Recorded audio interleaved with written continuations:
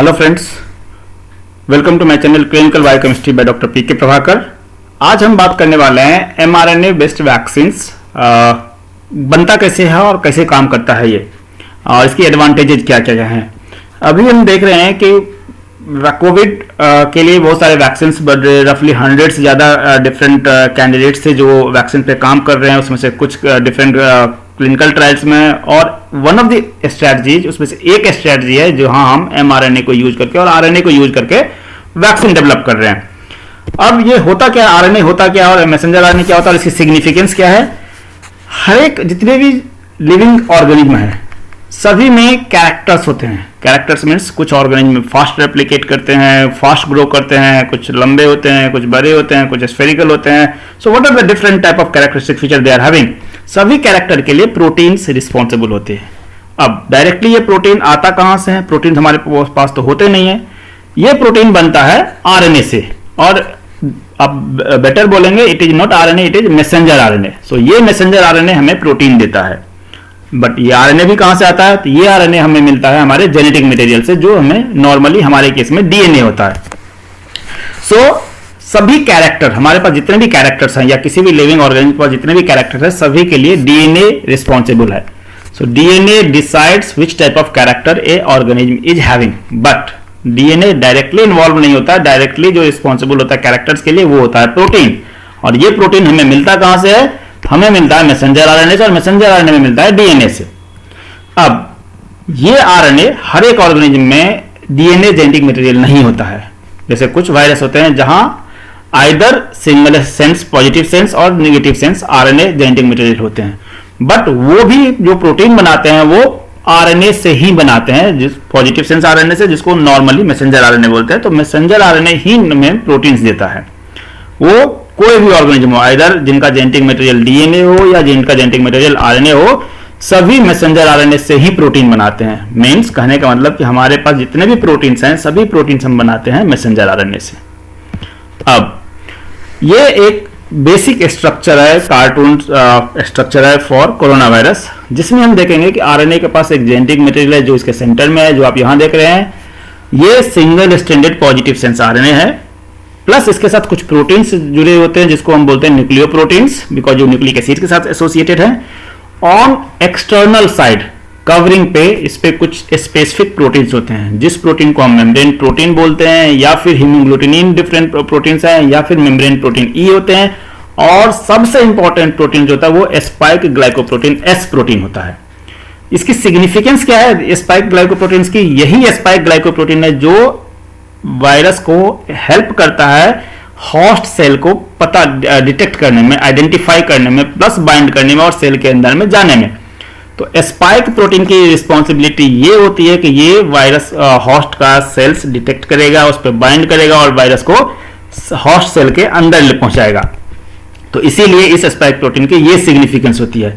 तो जितने भी वैक्सीन हमने बनाया है या भी कोरोना वैक्सीन कोरोना वायरस के लिए बने हैं या फिर बन रहे हैं, उसमें से मैक्सिमम जो वैक्सीन होते हैं वो इस स्पाइक प्रोटीन को ही टारगेट करते हैं। तो this is one of the most important target for the vaccine development, because अगर हमने इस प्रोटीन को या तो ब्लॉक कर दिया या फिर बंद कर दिया या फिर इसको डिग्रेड कर दिया, तो वायरस होस्ट सेल पे अटैच नहीं हो सकता, बाइंड नहीं कर सकता, और बाइंड नहीं करेगा तो सेल के अंदर में जाएगा नहीं, तो हमें डिजीज नहीं होगी। सो this is the significance of this spike proteins.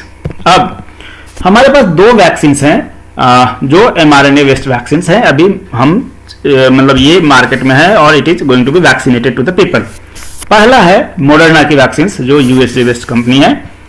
इस वैक्सीन का कोड नेम है mRNA-1273, और ये वैक्सीन एक पहला वैक्सीन है। इसके अलावा एक दूसरा वैक्सीन है जो फाइजर बायोएनटेक ने बनाया है, वो भी एमआरएनए पे ही बेस्ड है। अब ये 3 ऑर्गेनाइजेशन ने मिलकर इस वैक्सीन को डेवलप किया है। कौन कौन सी ऑर्गेनाइजेशन है? पहला है यूनाइटेड स्टेट की National Institute of Allergy and Infectious Disease NIAID, second है bio medical advance research and development authority BARDA, and third है मॉडर्ना फार्मा इंडस्ट्री। सो ये तीनों इंडस्ट्री ने मिलकर इस वैक्सीन को डेवलप किया है और मॉडर्ना ने इसको मैन्युफैक्चर करा है। नॉट एग्जैक्टली मॉडर्ना ने हायर करा है डिफरेंट इंडस्ट्री को, like Lonza group to manufacture the postmortems for and Wisp in Switzerland for purchasing the necessary lipid excipient for the Codan Pharma। तो अलग अलग जगह से इन्होंने हायर करा था, जो हाँ ये इन्होंने वैक्सीन प्रोडक्ट करवाया। अब इस केस में मॉडर्ना ने यूज किया है not exactly the messenger RNA जो प्रोटीन स्पाइक प्रोटीन बनाता है, इन्होंने यूज किया उसी तरह का प्रोटीन जो स्पाइक प्रोटीन बनाता है, बट उसको लैब में बनाकर, वो एक डिफरेंट तरह का प्रोटीन है, not the original natural mRNA। So it is the modified RNA जो स्पाइक प्रोटीन बनाता हो। सिमिलरली फाइजर बायोएनटेक ने जो वैक्सीन बनाया उसका कोड नेम उन्होंने दिया था BNT162b2। इसका जेनेटिक नेम है टोनिजामेरन एंड द ब्रांड नेम है कोमिरनेटी। यहां दो इंडस्ट्री ने मिलकर इस वैक्सीन को डेवलप किया, उसमें था German company BioNTech along with the Pfizer. अब यहां जो था इसकी सबसे पहले इसी फाइजर के वैक्सीन की ही इमरजेंसी यूज के लिए अप्रूवल मिली थी। यहां भी फाइजर ने ओरिजिनल mRNA ना यूज करके मॉडिफाइड आरएनए यूज किया, जिसको मॉड आरएनए बोलता है, because it is modified messenger RNA जो स्पाइक प्रोटीन एस प्रोटीन बनाता है, और उस स्पाइक मॉडिफाइड आरएनए को लिपिड नैनो पार्टिकल्स में इनकैप्सुलेटेड किया हुआ है। अब ये हम देखेंगे कि बनता कैसे है, और this RNA vaccines produced and how it works. ये एक वायरस का पिक्चर है जिसमें आप देख रहे हैं कि ये आरएनए है, जेनेटिक मटेरियल्स, और एक्सटर्नल कवरिंग एक्सटर्नल बाहर से स्पाइक प्रोटीन से, बहुत सारे प्रोटीन है, बस स्पाइक प्रोटीन मेरे काम का है इसीलिए हमने स्पाइक प्रोटीन दिखाया है। अब इस आरएनए को आइसोलेट किया गया, और इस स्पाइक प्रोटीन, बिकॉज ये स्पाइक प्रोटीन है, इसके लिए हमारे बैक्टीरिया वायरस के पास जेनेटिक मटेरियल होगा, आरएनए रिस्पॉन्सिबल होगा। इस आरएनए में से स्पाइक प्रोटीन के लिए जो प्रोटीन रिस्पॉन्सिबल है, जो जीन रिस्पॉन्सिबल है, उसको सेपरेट किया गया। उसी के इक्विवेलेंट, उसी के बराबर एक दूसरा लैब में सिंथेटिक आरएनए बनाया गया, not the original RNA has been used, it is the synthetic RNA बनाया गया, जिसको मॉड आरएनए बोलते हैं। उस मॉड आरएनए को, मॉडिफाइड आरएनए को लिपिड नैनो पार्टिकल्स में इनकैप्सुलेटेड पैक किया गया। अब इससे फायदा क्या है, ये एक व्हीकल है, कैरियर सिस्टम है, जो आरएनए को सेल के अंदर तक पहुंचाएगा। आरएनए डायरेक्टली सेल के अंदर में जा नहीं सकता, ये लिपिड पैकिंग मटेरियल है जो आरएनए को सेल के अंदर में पहुंचने में मदद करता है। अब ये एक वैक्सीन बन गया। जब ये वैक्सीनेट किया गया किसी पर्सन को, तो either this virus particles is going to be directly taken inside, वो इनगल्फ हुआ और एंडोसाइटोसिस हो गया, या फिर lipid mediate this will be associated with the membrane, host membrane, and only RNA will go. अब दो सिचुएशन है, आरएनए गया तो वो प्रोटीन बनाएगा, उस प्रोटीन, चूंकि वो फॉरेन प्रोटीन से वायरस का प्रोटीन है, तो protein will be metabolised, modified, और वो प्रोटीन MHC1 पे एक्सप्रेस हो जाएगा। MHC1 क्या होता है, ये होता है मेजर हिस्टोकॉम्पेटिबिलिटी कॉम्प्लेक्स, जो किसी भी फॉरेन पार्टिकल्स को एक्सप्रेस करता है ऑन द सेल सरफेस, जिसको हमारा इम्यून सिस्टम रिकॉग्नाइज करता है और फिर एक्टिविटी करता है, इम्यून रिस्पॉन्स देता है। तो नॉर्मली MHC1 जो होता है वो हमारे फॉरेन पार्टिकल सेल्फ प्रोटीन्स के लिए होता है, या फिर वायरस के प्रोटीन्स के लिए होता है, वायरल प्रोटीन्स के लिए होता है, या फिर कैंसर सेल्स के प्रोटीन्स के लिए होता है। और जो नॉर्मली बाहरी प्रोटीन्स होते हैं, एक्सोजिनस प्रोटीन्स होते हैं, उसके लिए जो इनगल्फ हम करते हैं या सेल इनगल्फ करता है, वो होता है MHC2 पे।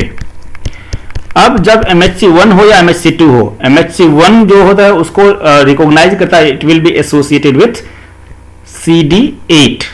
अब CD8 होगा कहां, CD8 होगा साइटोटॉक्सिक टी सेल पे। MHC2 जो it will be recognised by CD4, and CD4 होगा कहां, ये होगा साइटो हेल्पर टी सेल्स पे। So either it will be on MHC1 or MHC2, it will be recognized by cytotoxic T cells and helper T cells। साथ में ये means ये दोनों सेल्स एक्टिवेट हो गया। अब जब ये दोनों सेल्स एक्टिवेट होते हैं तो ये एक्टिवेट करता है बी सेल्स को, तो ultimately we are going to have memory B cells, memory T cytotoxic T cells and memory helper T cells. जो बी सेल्स इम्यूनोग्लोबुलिन्स प्रोड्यूस करता है, और ये दोनों सेल बेस्ड साइटोटॉक्सिसिटी और सेलुलर बेस्ड इम्यूनिटी भी प्रोवाइड करता है। तो इससे हमें फ्यूचर के लिए अगर किसी भी तरह का similar type of spike proteins के साथ कोई बैक्टीरिया वायरस कोई वायरस हमारे बॉडी में आता है, तो ये इम्यूनोग्लोबुलिन्स जो बी सेल ने बनाएगा या बनाया हुआ, that will work against those virus and we will be immunised.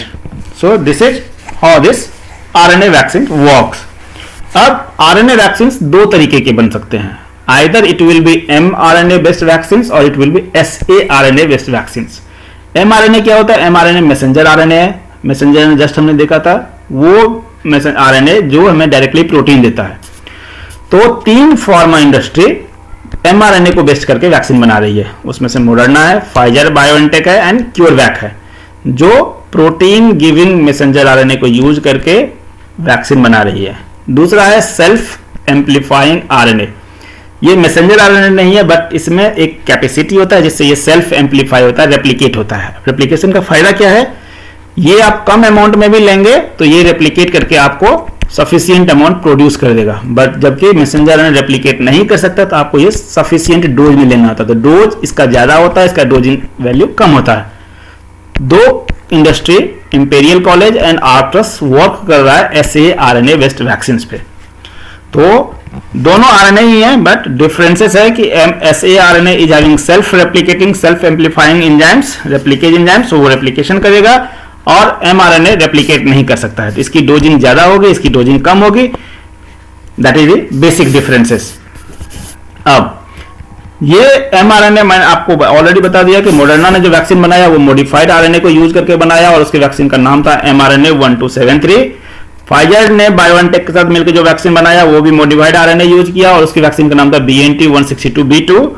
दोनों ने वायरस, इस दोनों आरएनए पार्टिकल्स को इनकैप्सुलेटेड या पैक किया लिपिड नैनो पार्टिकल्स में। जो लिपिड नैनो पार्टिकल्स था वो glycated lipid nano particles, that is drug delivery systems, जो आपके ड्रग्स को या एनी मॉलिक्यूल्स को जो इनसाइड में होंगे उसको ट्रांसपोर्ट करवाता है सेल के अंदर तक। तो दैट इज द सिस्टम्स। होता क्या है कि this virus particles once we are going to be injected, जब हम वायरस पार्टिकल्स का वैक्सीन इंजेक्ट करते हैं अपने बॉडी में तो वो जाता है हमारे टारगेट सेल्स के पास। So either this will be engulfed और ये सेल के अंदर में जाएगा, या फिर ये फ्यूज करेगा प्लाज्मा मेम्ब्रेन से और ओनली आरएनए जाएगा। अब आरएनए नॉर्मली हमें देता है प्रोटीन सिंथेसाइज करता है, तो ये आरएनए रिस्पॉन्सिबल होता है स्पाइक प्रोटीन के लिए, तो हमें सिर्फ स्पाइक प्रोटीन बनते हैं। 3 स्पाइक प्रोटीन मिलके हमें एक स्पाइक बनाता है। ये स्पाइक एक फॉरेन पार्टिकल्स है, इट विल बी डिग्रेडेड। हमारे सेल के अंदर में प्रोटियाजोमल कॉम्प्लेक्स होता है जो प्रोटीन डिग्रेडेशन के लिए रिस्पॉन्सिबल होता है, तो ये स्पाइक प्रोटीन को डिग्रेड करता है, तो फ्रैगमेंट हो जाता है। अब जब ये फ्रैगमेंट हो जाएगा तो it will be expressed on MHC1, और अगर ये इनगल्फ हुआ तो it will be on MHC2। तो ये through different processes this viral particles or proteins produced by these viral particles will be expressed and recognized by either MHC1 or MHC2, and ultimately they are going to activate B cells, T helper cells and cytotoxic T cells, जिससे हमें future के immunity के लिए ये memory cells भी बनाते हैं और ये हमें फ्यूचर के इन्फेक्शंस के लिए प्रोटेक्ट भी करते हैं। तो इस तरह से हमारी इम्यून सिस्टम हमें प्रोटेक्ट करती है अगेंस्ट दिस स्पाइक प्रोटीन। तो कोई भी वायरस जिसके पास इस तरह का प्रोटीन्स होगा उस प्रोटीन्स के लिए हमें हमारे पास इम्यूनिटी ऑलरेडी होगी, because of this spike protein को हम रिकॉग्नाइज करते हैं, हमारा इम्यून सिस्टम रिकॉग्नाइज करेगा। तो this is the process how they works. तो ultimately helper T cells, cytotoxic T cells and this B cells will be activated, we will have immunoglobulins produced in our body and that is going to protect us. ये हमें protect करता है। अब जब हम RNA vaccine बनाते हैं तो हर एक वैक्सीन में आप कंपेयर कर सकते हैं, जिसमें कुछ में एडवांटेजेस होते हैं, कुछ में डिसएडवांटेजेस होते हैं। अब one of the important common virus vector vaccine, common vaccine production की स्ट्रेटजी जहां हम वायरल वेक्टर्ड वैक्सीन यूज करते हैं, जो हमारे इननेट इम्यून सिस्टम को स्टिमुलेट करता है और T cell B cell based immunity provide करती है। बट इसमें एक ड्रॉबैक यह है कि it induction of anti vector immunity और सेल बेस्ड मैन्युफैक्चरिंग सिस्टम हमें चाहिए जो लिविंग सिस्टम हो। सेकंड, जब हम डीएनए वैक्सीन यूज करते हैं इसमें वन ड्रॉबैक जो है, ये नॉर्मली तो नॉन इन्फेक्शस होता है, बिकॉज प्रोटीन्स नहीं है तो कोई भी पैथोजेनिसिटी नहीं होता है, बट ये इंड्यूस हो सकता है, ये सेल के साथ इंटीग्रेट हो सकता है नॉर्मल होस्ट डीएनए में। That is the major disadvantages of this one. RNA based vaccine जब हम करते हैं तो इसको बनाना बहुत आसान होता है, आप लैब में बहुत इजीली बना सकते हैं। ये नॉन इन्फेक्शस है, नॉन इंटीग्रेटिंग है और आरएनए की लाइफ स्पैन कम होती है कंपेयर टू डीएनए, तो इजीली ऑटोमेटिकली डिग्रेड हो जाता है, बहुत देर तक हमें हमारे इम्यून सिस्टम को एक्टिवेट करता नहीं है। तो these are the different advantages of RNA based vaccine. जबकि इसकी ड्रॉबैक जो है, एक कंपेयर टू आरएनए और proteins it is having very low immunogenicity, हमारे इम्यून सिस्टम को बहुत ज्यादा एक्टिवेट करता नहीं है, तो दैट इज द ड्रॉबैक। और second one is it's T half life, कि वो कम स्टेबल होता है, डीएनए बेस्ड वैक्सीन ज्यादा स्टेबल होता है, प्रोटीन आरएनए से ज्यादा स्टेबल होता है, तो that is the drawback. So ये था आज के लिए जिसमें हमने बात करी how this RNA based vaccine is going to be produced, बनता कैसे है और हमारे इम्यून सिस्टम पे कैसे काम करता है। सो आज के लिए इतना ही। होप आपको ये अच्छा लगा होगा, अगर आपको वीडियो अच्छा लगा तो please subscribe the channel and share the video. If you have any query, any comments, आपके पास कोई भी क्वेश्चन हो आप कमेंट्स कर सकते हैं, आपको जवाब जरूर मिलेगा। So thank you very much, have a nice day.